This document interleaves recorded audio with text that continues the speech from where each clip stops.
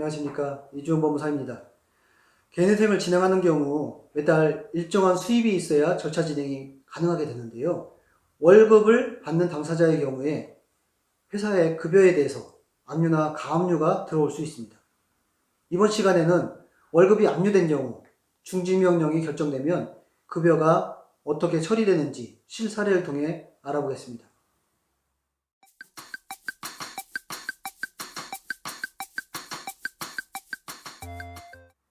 채무자의 일반 상황을 설명드리면 직장을 다니는 40대 후반의 남성이었는데요.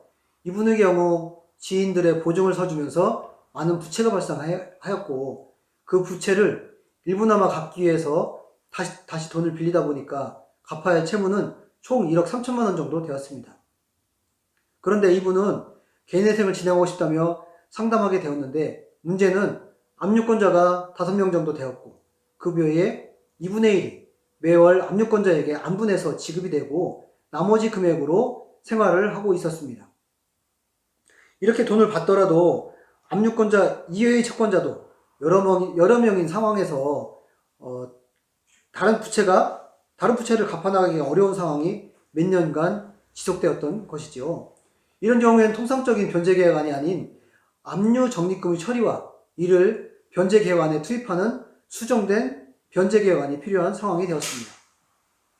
그래서 절차를 신속하게 진행하고 금지명령과 압류된 채권에 대해서 개별적으로 중지명령, 이 경우에는 압류사건 번호와 결정문이 반드시 필요한데요. 중지명령을 동시에 신청해서 진행하게 되었습니다.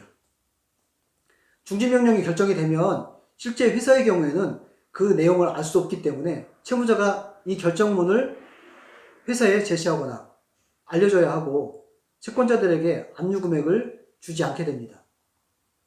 이렇게 중지명령이 되면 회사에서는 압류된 급여 채권 금액을 채무자에게 지급하지 않고 계속 적립하는 경우가 대부분입니다.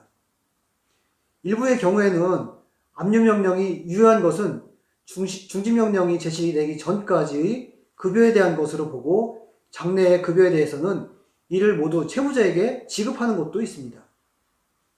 의뢰인의 경우에는 중지명령이 결정이 되고 이를 회사에 제시한 이후부터는 압류금액도 채무자가 지급받게 되었는데요.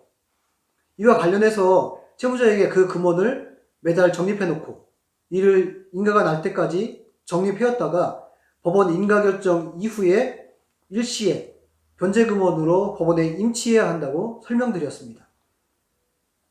월급이 압류된 경우 개인회생 절차에 관해서 궁금한 사항은 이주영 법무사에게 문의하십시오.